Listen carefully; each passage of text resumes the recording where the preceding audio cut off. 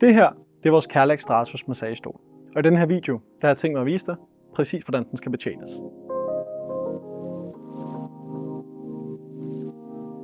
Stratus er en sand klassiker i Kerlak-sortimentet og har været der i mere end 5 år. Det er en favorit ude hos kunderne. Den er pæn, og så har den nogle af de mest avancerede funktioner, som en 3D-massagestol har. Kerlak Stratus har blandt andet funktioner såsom lymfedrænage til benene, infrarød varme i ryggen og Zero Gravity, der sikrer, at din krop kommer i en vægtløs position. Kroppen laver yderligere også en 3D-afmålt scanning ned til millimeteren og sørger for at tilpasse massagen præcis til din krop og kontur. Stolen er udviklet i højkvalitetsmaterialer, og der er generelt 2 års fuld garanti på stolen. Den har et pænt og æstetisk design, der gør den oplagt til både at stå på et kontorlandskab eller kontormiljø, eller stå derhjemme privat i stuen. Vores Stratus massagestol er en 3D-massagestol. Det betyder egentlig blot for dig, at den ikke kun opererer på bredde- og højdeaksen, men faktisk også i dybden. Det vil sige, hvis du eksempelvis har et svej ved lænden eller andre udjævninger i din krops kontur, så tilpasser massagen sig simpelthen til din krop. Derudover, så gør det også muligt, at du selv manuelt kan justere massageboldene ud eller ind i forhold til, hvor hård du ønsker massagen skal være. For at komme i gang med din Stratus massagestol, så skal du grundlæggende først og fremmest sikre dig 2 ting. 1. Så skal du have tilsluttet stolen til en stikkontakt. Og 2. Så skal du sørge for, at den er tændt nede på bagsiden. 3. Den er valgfri, men ønsker du eksempelvis lidt hårdere massage til din læge, eller døjer du med væske i benene, så får du vedhæftet i en pose ved siden af stolen 2 forskellige lægruller. Lægrullerne de kan placeres på indersiden af lægstøtten og sikrer egentlig blot, at du får en hårdere, mere dybdegående lægmassage. Når du har aktiveret stolen, så er du egentlig klar til at gå i gang. Du sørger for at tage skoene af, placere fødderne ned i fodstøtten og læne dig tilbage. På højre og venstre side, der sidder også en armstøtte. Her skal du sikre, at armene ligger inde i støtten, og at dine skuldre er bag ved skulderpuderne. Massagestolen den byder på mange forskellige slags massage. Grundlæggende set, så kan vi inddele det i nogle forskellige områder. Starter vi med at tage det fra toppen, så masserer stolen hele vejen op fra kraniekanten og ned langs skuldrene. Det er ideelt at få nakkemassage, hvis man eksempelvis døjer med spændingshovedpiner, migræne eller generelt nakkespændinger.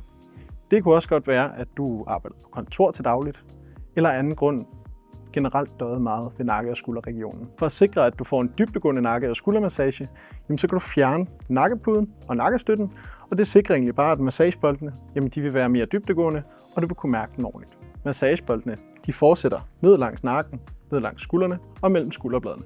Du vil her også kunne bemærke, at du får nogle tryk på højre og venstre skulder, og det fungerer egentlig blot som en massagebriks, der giver en form for modstand, så du ikke blot sidder og falder frem i stolen, men at du faktisk kan massere dybt. Massageboldene de fortsætter hele vejen ned langs ryggen, helt ned til ballerne. Ned omkring lænde- og balleregionen, der vil massagen særligt fokusere på iskastnerven. Det er kroppens mest følsomme nerve, og kan blandt andet give strålesmerter, både op i lænden og særligt ned i benene. Det er derfor også kroppens allervigtigste sted at få masseret jævnligt. Særligt hvis man arbejder med forkerte eller tunge løft, eller på anden vis generelt døjer med lænden. Sideløbende med massagen på ryggen og nakken, der vil stolen også massere dine lægge og fødder. Nede under fødderne, der vil du få noget zoneterapi, som egentlig blot er nogle bitte små massagekugler, som kommer op og rammer nogle af de akupunkturpunkter, vi har under fødderne. Det er altså derfor ikke helt normal fodmassage, men er i stedet en zoneterapi, der påvirker hele din krop positivt. Samtidig så vil du få lufttryksmassage på siden og oversiden af foden, som egentlig blot sikrer, at vi kommer så tæt som muligt på en reel zoneterapi.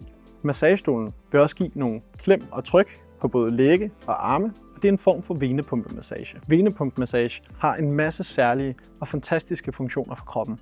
Blandt andet, så er det med til at sætte gang og styrke blodomløbet. Derudover så er venepumpe også rigtig godt for dig, hvis du eksempelvis døjer med uro og kramper i benene. Og sidst men ikke mindst, døjer du med væske i benene, så vil du også kunne opleve en fordel i, at massagestolen den simpelthen går ind og masserer din læg og giver den her form for lymfedrænage. Stolen har yderligere nogle airbags til hofterne, som egentlig blot sørger for, at din krop sidder i den korrekte postur, imens du får massage. Udover at kunne massere, så har stolen også nogle andre helt fantastiske funktioner. Blandt andet, så er den udstyret med Bluetooth-højttaler i siden, så du let kan sætte noget fuglekvidder eller meditation, eller egentlig bare den danske hitlist, hvis du er til sådan noget. Man kan nyde massagen og få noget musik samtidig. Derudover, så er der infrarød varme hele vejen ned igennem ryglændet i stolen, som egentlig blot sikrer, at dine muskler løsner sig op og slapper af, når de får massage.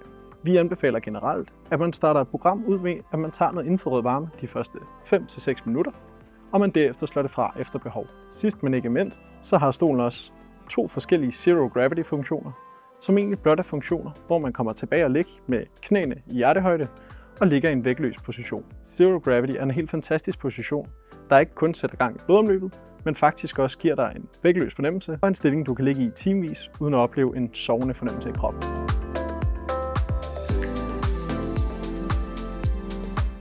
Hvis vi starter med at tage et kig udvendigt på fjernbetjeningen, jamen så har vi en masse forskellige knapper, der kan hjælpe os med at navigere rundt i menuen senere. Når stolen er sluttet til, og der er strøm til stolen, så vil I kunne se, at den røde tænd- og slukknap, den lyser rødt. Klikker vi her, jamen så er stolen tændt, og den er klar til brug. Lige nedenunder tænd- og slukknappen, jamen der har vi menuknappen. Klikker vi på denne, så åbner den op for hele menuen, som viser alle autoprogrammer, manuelle programmer og alle de generelle indstillinger, vi kunne tænke os at lave med stolen. Til højre for menuknappen, der har vi en genvej til nemt og hurtigt at kunne komme i gang med et generelt autoprogram. Klikker vi på denne, jamen så vil stolen lave en 3D-scanning af din krop, og derefter massagen gå i gang. Genvejsknappen den giver adgang til et recovery-program, som er et almindeligt hverdagsprogram, som kan bruges af alt. Ude på højre side og øverst, jamen der har vi en pauseknap. Den kan du bruge, hvis du eksempelvis lige skal svare på telefonen under et autoprogram, eller du blot lige hurtigt vil svare uden at få massage. Klikker vi en gang på pause, så stopper massagestolen præcis hvor den er. Klikker vi igen, jamen så fortsætter den og genoptager programmet, hvor den slap. Lige nedenunder pauseknappen, jamen der har vi en lille musiknode. Det her det er også en genvejsprogram, som tæller op for et autoprogram, og den tænder op for Music Sync, som egentlig blot er et autoprogram, som man ser i takt med den musik, som du vil kunne høre ud af højtalerne. På midten af fjernbetjeningen, jamen der har du genvejstasterne til at navigere generelt rundt i menuen. Der har du pil ned, venstre, højre og op og OK. Nederst på fjernbetjeningen, der har vi i alt 9 knapper, som har hver sin massagefunktion. De øverste 3 knapper, det er justeringsknapper. Yderst på venstre hånd, der har vi Width.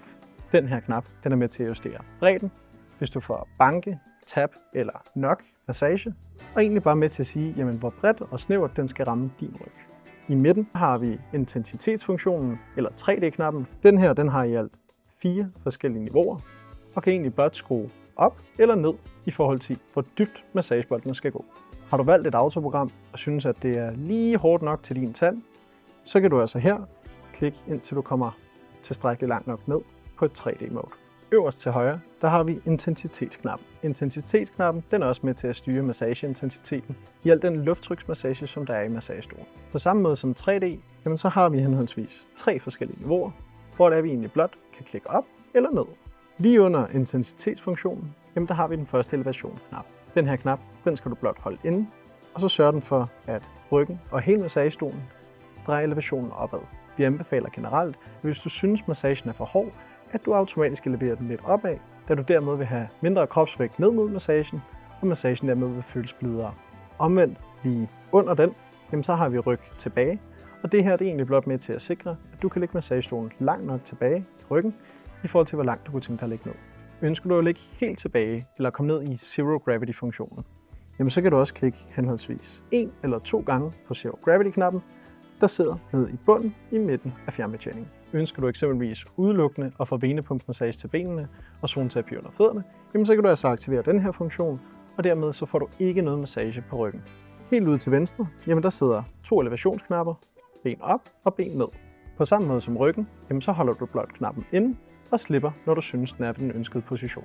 Det kan være en fordel for dig med lidt kortere ben og simpelthen elevere benene lidt opad, så du sikrer, at fødderne kan komme hele vejen ned og mærke zoneterapien.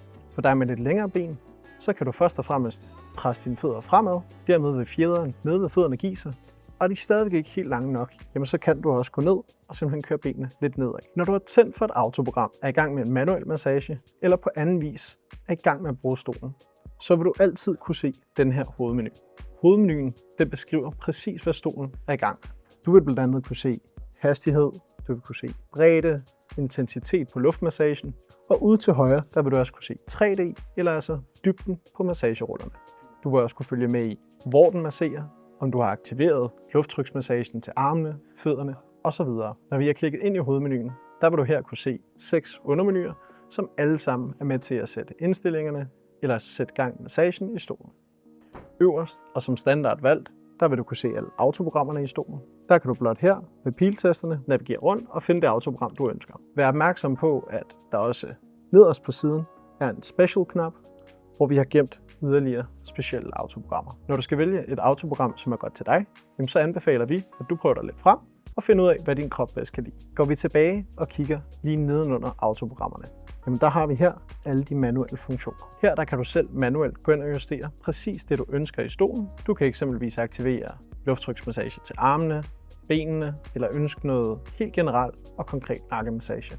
Det, som du skal gøre for at komme i gang med en manuel massage, det er først og fremmest at vælge, hvilket mode man skal massere. Her der går du ind, og der kan du vælge mellem alle de forskellige massagemodes, som der er. Efter du har valgt selve massagefunktionen, så kan du gå ind under position, og så kan du vælge, om det skal være hele kroppen, om det skal være en kropsdel, eller om det skal være et helt specifikt og millimeterpræcist punkt på kroppen.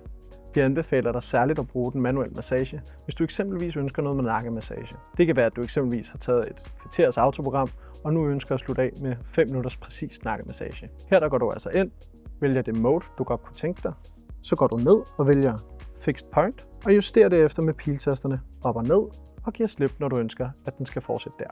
Det, som du kan gøre, når du har fundet det punkt ved nakken, du ønsker at få masseret, det er derefter bagefter at gå ind og så sige, ved du hvad, nu ønsker jeg at få masseret selve kropsdelen, og så vil massagestolen selv kunne finde ud af at justere 15 mm op og ned, og dermed har du altså lavet dit helt eget nakkeprogram. Har du eksempelvis valgt at få bankemassage, tap eller nok, så kan du også gå ind og justere i forhold til bredde, hastighed, og dermed sikre, at den rammer korrekt i forhold til din krop. Nedenunder manuel, der har vi R. R står for alt lufttryksmassagen og benepumpemassagen i stolen, og kan aktiveres herinde. Du starter med at gå ind og vælge position.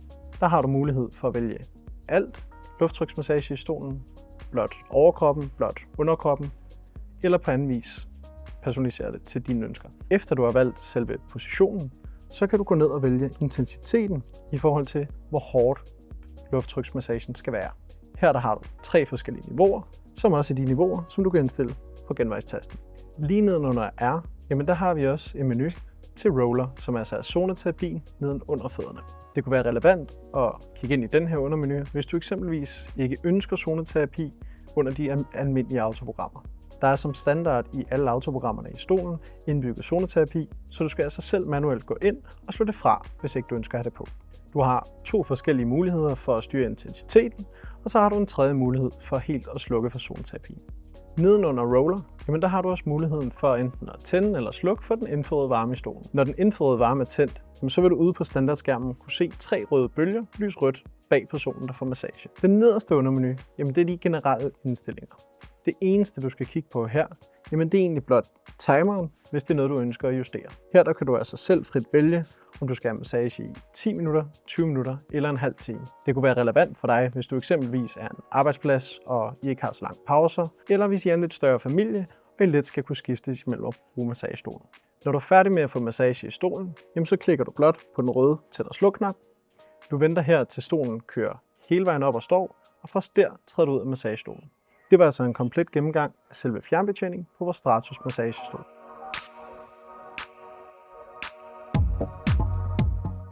Alt i alt, så får du altså med vores Kerlix Stratos massagestol en højteknologisk massagestol, der har nogle af de nyeste funktioner på markedet. Det er en 3D-massagestol, som tilpasser sig din krops konturer, laver en individuel scanning fra gang til gang og har en masse andre funktioner, såsom Bluetooth-højttalere, varme i ryggen, Zero Gravity, venepumpemassage og lymfedrænage.